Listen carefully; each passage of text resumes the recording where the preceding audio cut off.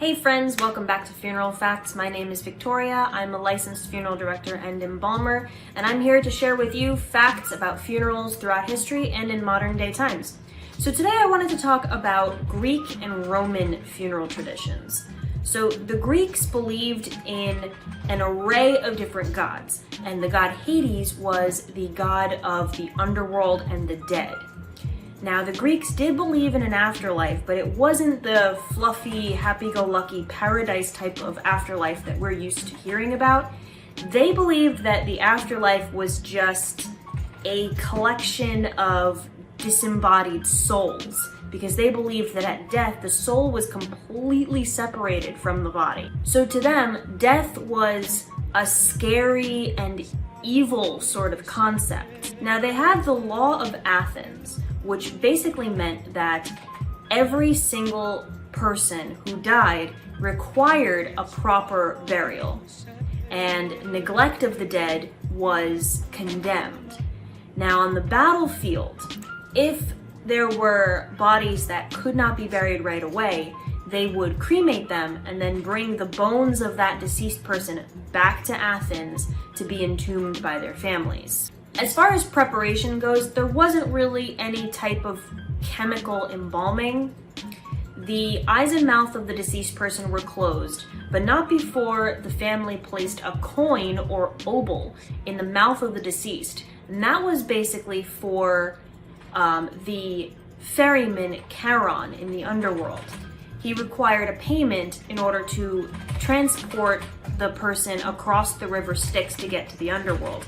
And if that payment was not given to him, the person was then doomed to wander the shores of the river Styx for 100 years. The women of the family washed the body and dressed them all in white. The body is then anointed with oils, perfumes, and spices. Family members would provide the body with offerings of flower wreaths and also give them a honey cake that they could give to the three-headed dog of the underworld, Cerberus. Friends and relatives would view the body mostly just to see that the death actually had occurred, and the body would lie in state for a period of between 1 to 7 days, depending on the social standing of that person. Professional female mourners would be hired to do exaggerated wailing for the funeral procession to the tomb. Now, tombs were classified into 4 different categories. The first being the stele, or the stone slab, the second being the chions or columns, the third being the trapeze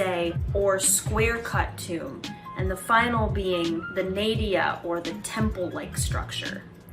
Coffins could be made out of wood, stone, or clay. After the funeral, the family would hold a funeral feast, which is kind of like a common day repast nowadays, and they did also believe, like the ancient Egyptians did, in continued care of the tomb of the deceased. Now, when it comes to Roman traditions, the undertaker in Roman tradition took on a secular role instead of the religious role that they previously had been.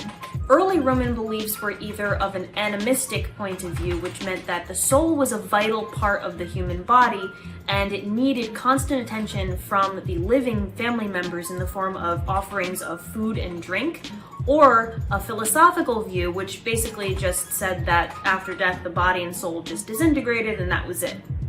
Later on, after the introduction of Christianity, the theological view came into place, and they began to adopt a more organized set of beliefs and traditions in coordination with God. Regardless, there was always some form of afterlife to the Romans, and they performed both cremation and earth burials. Now, burial behind the walls of the city was actually prohibited, so the dead actually had to be buried outside of the city. The well-to-do would erect tombs along the sides of the roads, but the poor and the slaves were actually buried in the commune sepulchrum, or common burial pit. They also used columbariums with niches for the cremated remains.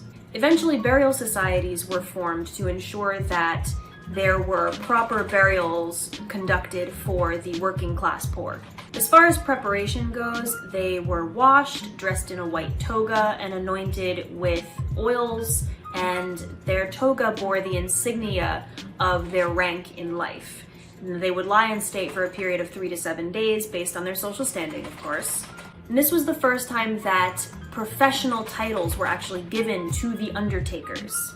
And there were several different people that did all the different tasks that would eventually combine to create a modern day funeral director's position. First you had the Polinctores, which was the embalmer. Then there was the Libitinarius, which was the head undertaker. You had the designator, who was in charge of the funeral procession. And then you had the Praeco, which was the crier who invited all the people to a public funeral. The Libitinarius is really considered to be the direct ancestor to the modern day funeral director, but really all those different titles together would basically be what a funeral director like myself would do. The Romans also had hired mourners that would do the wailing and the exaggerated crying at the funeral. They also did what was called the conclamatio mortis at the end of the funeral ceremony. And that means the calling out of the dead. Basically, they would work themselves into a frenzy, tearing at their hair, scratching their faces until they bled, and they would circle the coffin 3 times, calling out the name of the deceased. So that's all the funeral facts that I have for you guys today. I hope you enjoyed this video. Please like, comment, and subscribe for more funeral facts. And also check out my TikTok channel, which is also called Reaper Victoria, for little clips of more funeral facts on Fridays. Take care. Bye!